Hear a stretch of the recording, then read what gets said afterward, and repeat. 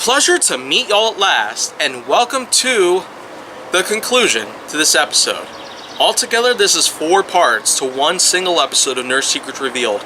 Probably the first time I've ever pulled this off, but yet there's still a lot more that I have left to talk about based on trademarks and the like. Ah, jeez. Now I lost the paper. Thanks, wind! But anyways, what I got left to talk about is the fact that I've already mentioned that I haven't already given names to the Vortex Re-Diatron as well as another blaster out there. But yet, it should come as no surprise that I'm finally going to be able to correct that really quickly. The Vortex Re-Diatron and the Elite Battle Camo Tri-Break, pretty much, essentially put the Split Strike and the Diatron from those two lineups. The Diatron I'm going to be having named after another element in the periodic table of elements, and I'm going to be calling it the Boron. Yep, the Vortex Boron.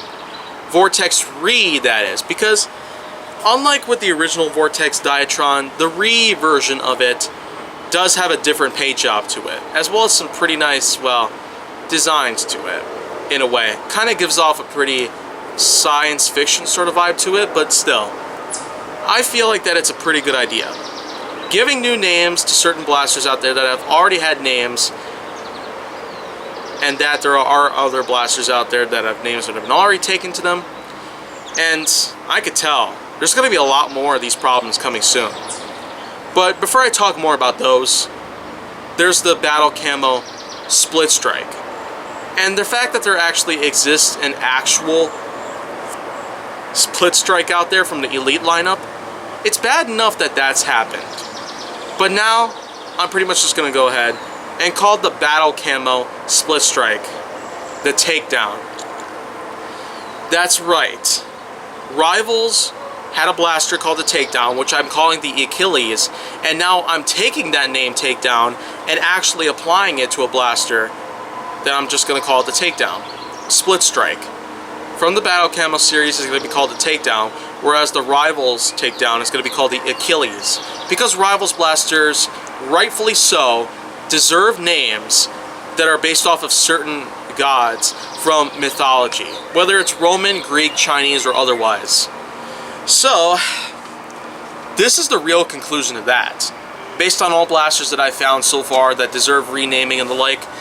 But now, we're going to get into some more conceptual territory, because I've discovered, just like the problem that I've talked about with the Alpha Strike series and the Rivals series, they've had blasters in recent times released,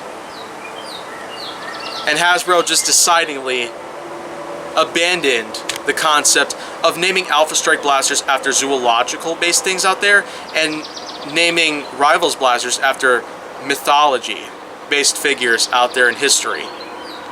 The Ultra lineup, in case you don't remember some of those times that I've talked about the Ultra lineup, including the fact that we're going to have 6 blasters this year, we still don't know much about what the Ultra 6 is going to be like, but yet that's kind of the least of our problems here. Because I've actually come across a few new things out there. And there are actually a few other channels that happen to highlight some of these things out there. There's actually some more Ultra blasters coming soon.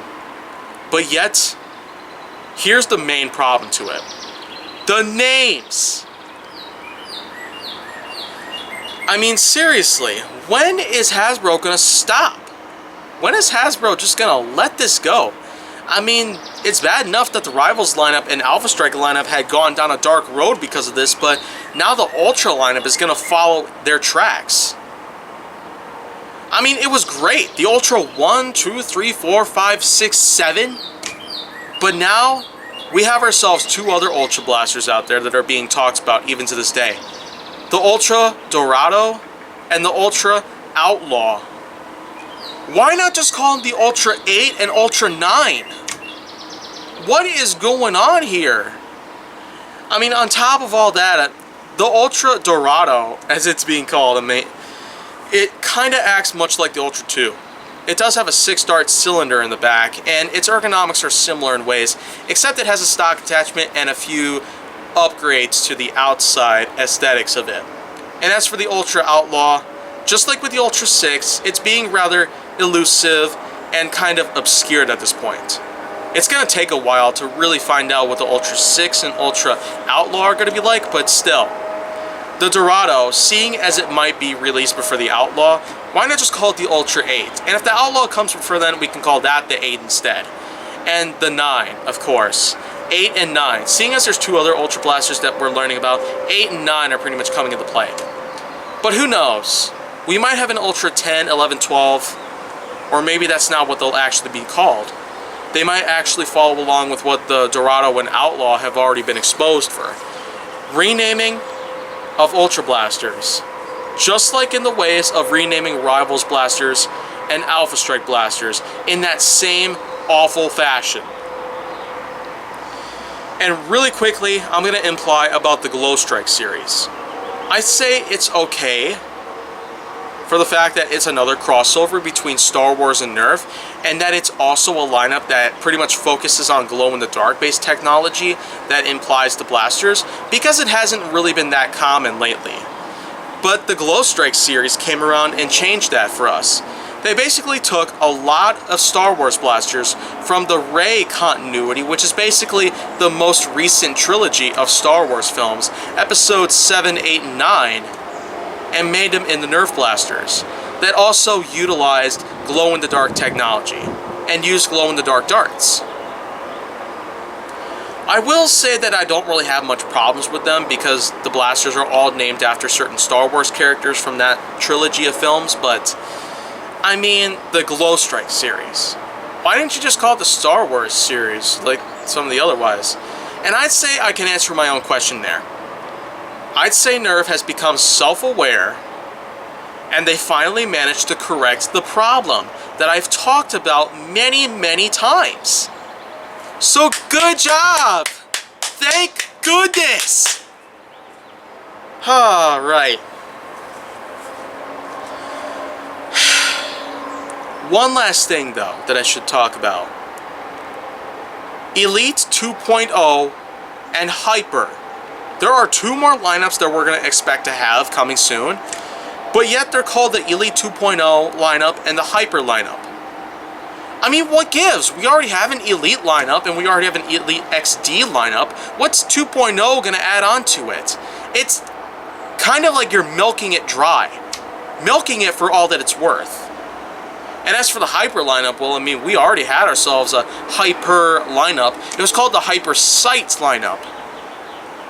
But still, I mean, just taking out something like that from a name that's already existed, or adding on a little to something of that, it doesn't change much. The Hyper lineup is a completely different concept than what the Hyper Sight lineup had.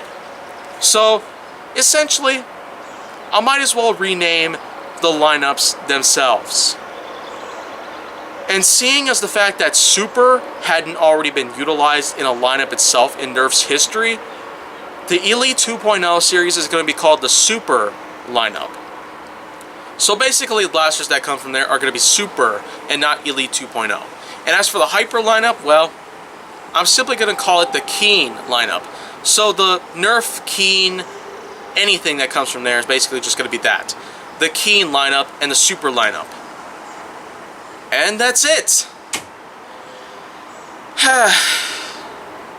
I feel verbally exhausted at this point, so I feel like that by now maybe I should go ahead and just take a little break from all this stuff here, because there's certainly a lot of other stuff that I have to talk about here on Nerf Secrets Revealed, and yet at the same time, there's a lot of other stuff here that I should also mention really quickly. But that can wait another time. But if you want to see more, go down on my channel, make sure that you like, subscribe, comment, follow me on social media, and stay on the Hollywood side.